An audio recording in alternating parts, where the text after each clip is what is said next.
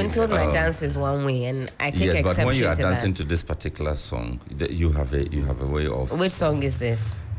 Oh, the Asaboni. No, these are vexatious claims. Spurious. I mean, we don't have to drag this matter. Just play the song. Let her give you one. Which of the songs? Exactly. I don't know what he's talking about. Asaboni by Dope Nation. Is that the one that goes Asaboni? Is that the one? Asaboni? Anyway, Felicity is joining us on the phone line. Felicity, good morning. How are you doing?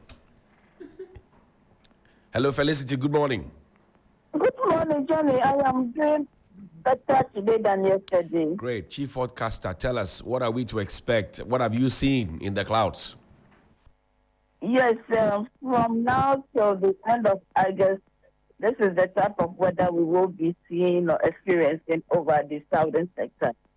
Most importantly, those of us along the coastal strip. So we expect it to be cloudy with a light rain or drizzle this morning over some places. Later in the day, we expect the sun to also come up and shine a little bit. Temperatures for the afternoon will be a bit warm.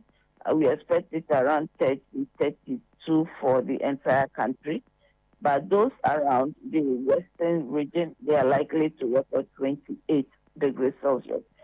For the evening, we expect the sky to become partly cloudy over the coastal strip, but then cloudy over the transition into the northern sector, with a possibility of rain and thunder occurring over just some areas. The state of the sea will still be rough. The official folks need to be extra careful. Great. We thank you very much as always. Thank you so much. Thank you, too. Great. That's Felicity Appiah-Ampofo from the Ghana Meteorological Agency joining us with some updates on what to expect by way of weather this morning. And if you just joined us, it's some 29 minutes after 6 on Sunrise on 3FM 92.7.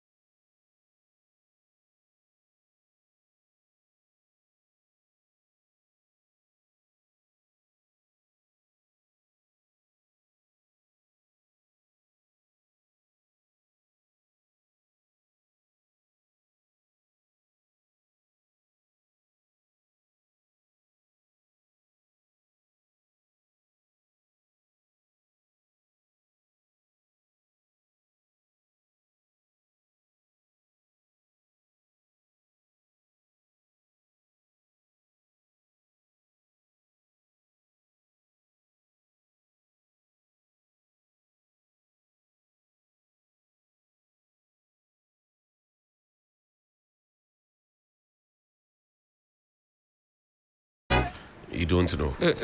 Okay. That's fine. If you don't know, it's okay. That's all right. What we know is that the front page of the Inside newspaper is here. I haven't seen the paper in a while. Senior Chrissy Pratt, good morning to you. Missing 610 persons. SMG calls for thorough investigation.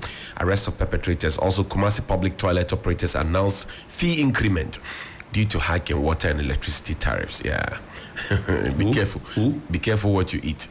Kumasi public toilet operators announce fee increment due to hike in water and electricity tariffs. Yeah.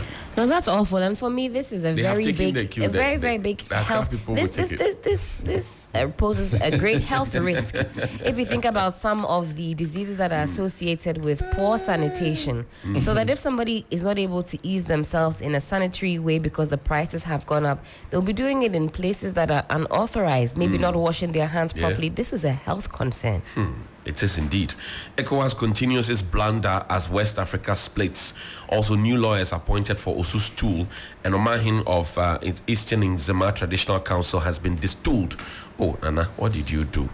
The Ghanaian Times says President launches 8.2 billion Ghana cedis deal for SMEs to provide financial technical support for small businesses.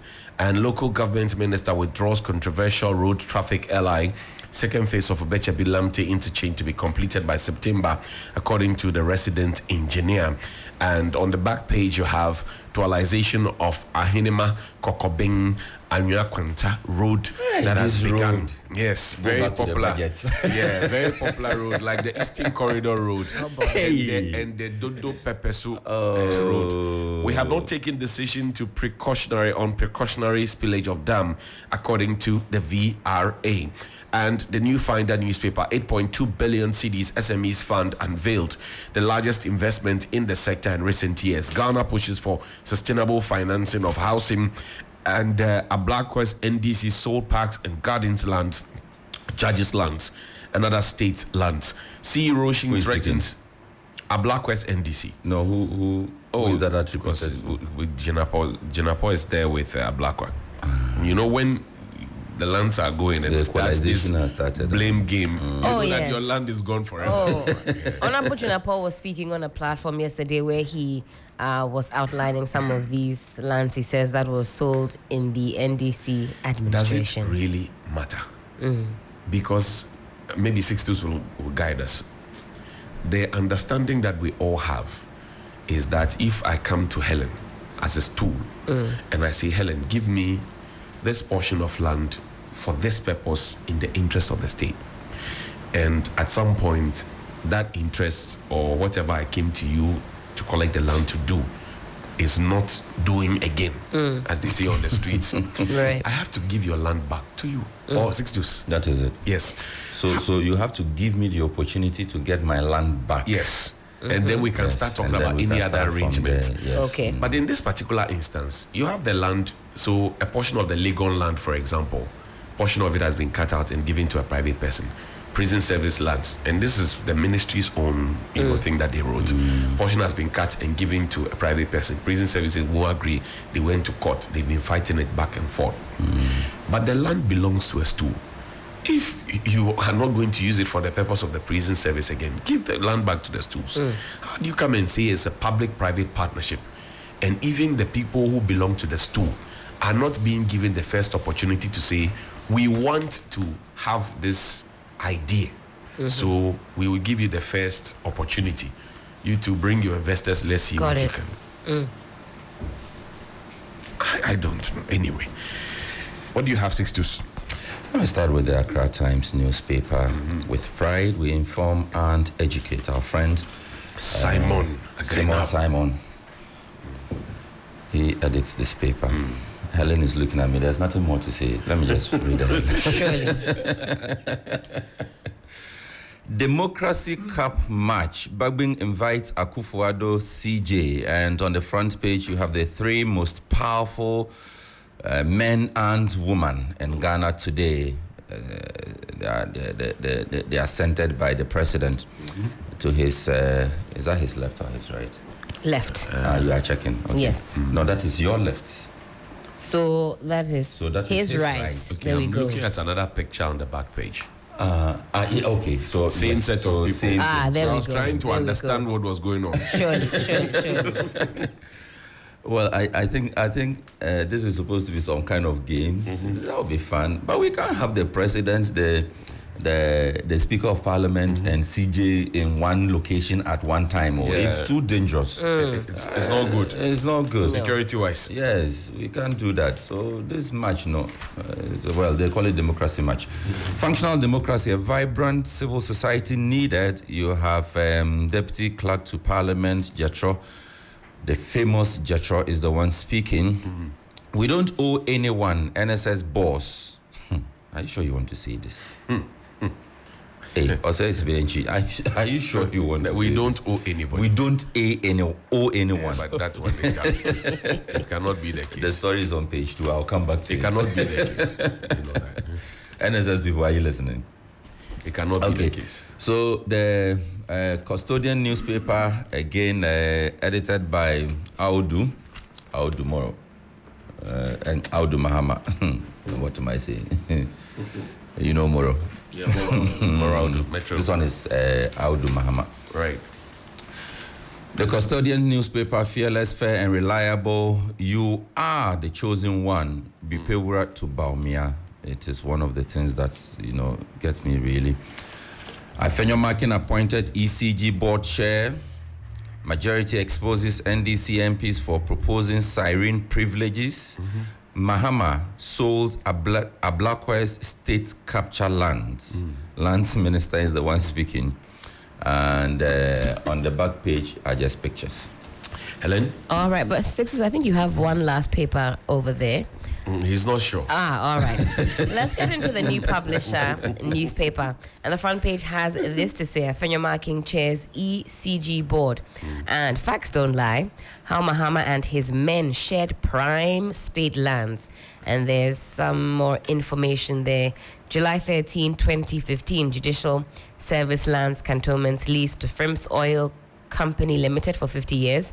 Also, November 29, 2016, Parks and Gardens Lands Cantonment sold to Wunterim Limited for 50 years. MP siren and speed bill withdrawn.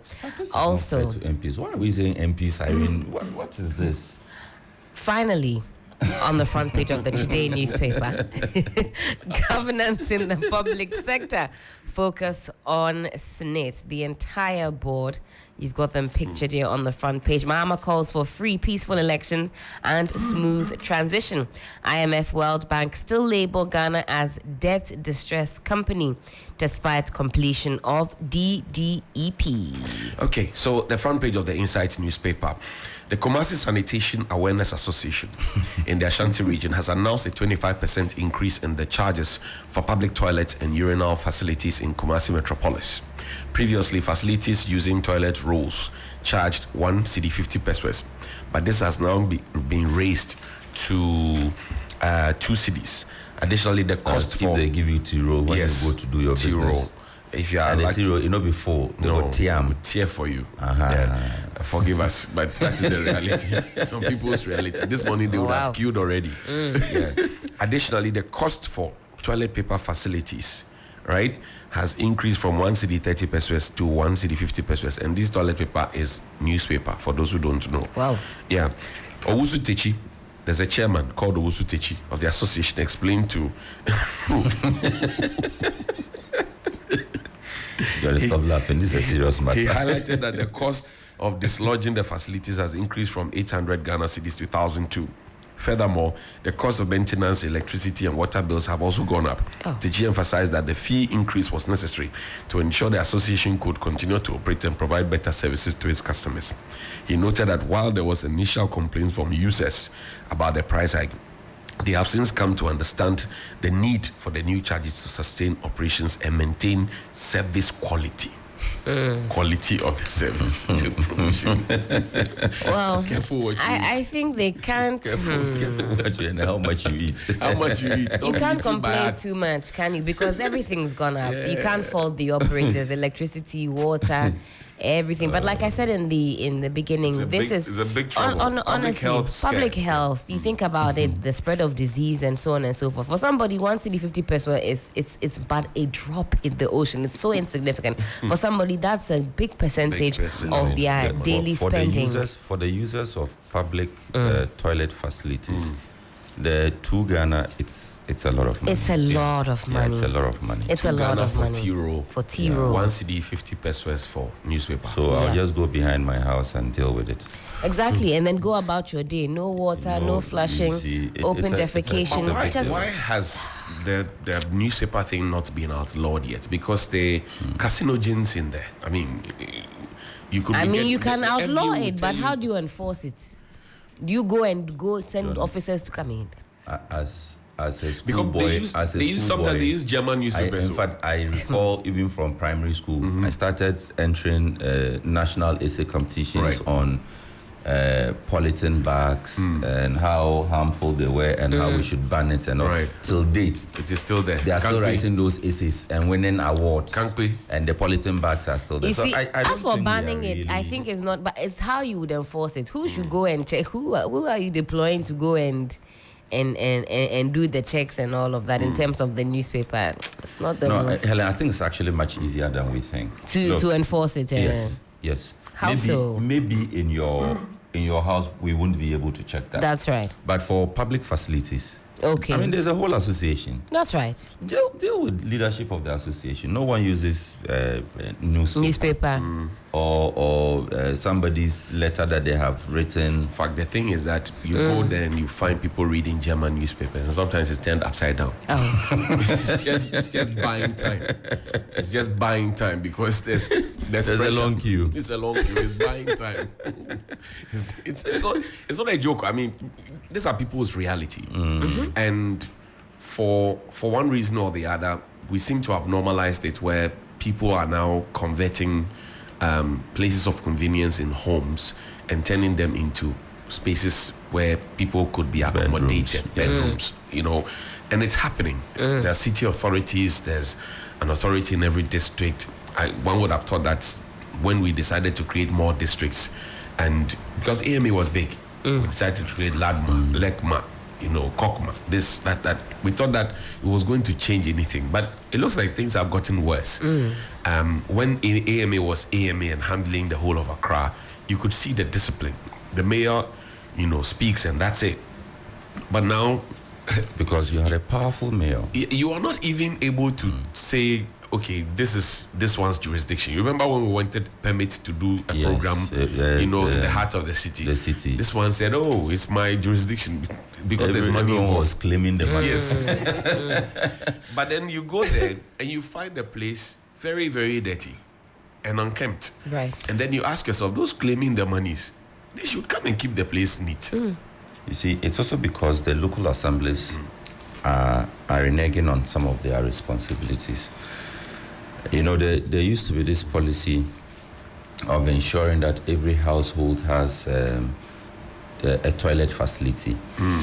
And I know that was a serious campaign within the then AMA area. Right. You couldn't put up a house without a toilet facility in it. Right. And those houses, old houses that were already existing, there was a plan and a project in place for them to toilet at half price and all of those to create a kind of a facility, a convenience. And Gamma.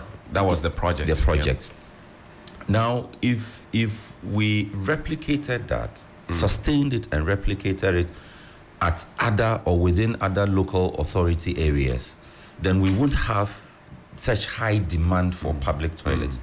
Now, you see, we keep downplaying the importance of public toilets, but we should never. It is an important You thing. and I can travel, we can get to Kumasi at the station there. We are pressed. You don't know anybody. There should be a place, neat, clean, you know, convenient enough for you to go in there, deal with your business and come out and continue with your journey. So the public facilities are important.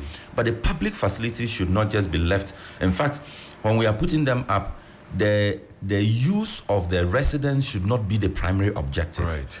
For the indigents, there should be a policy in place at the local level to ensure that every household has do you a toilet actually facility. know Sixtus? I mean, and it's important that you have raised this point. There are many places that, for example, I'll speak about Accra, where people, as I mentioned earlier, this morning, they have no place of convenience at home. That's right. They are heading straight to the public, you know, place of convenience.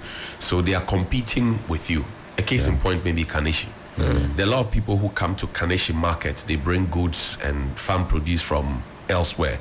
They don't know anybody at Kaneshi. So when they come, they use the public shower, public, you know, toilet, and they do their business. They finish maybe 2-3 days. They are there. They are sleeping on their stuff. They finish. They carry their money and they go away.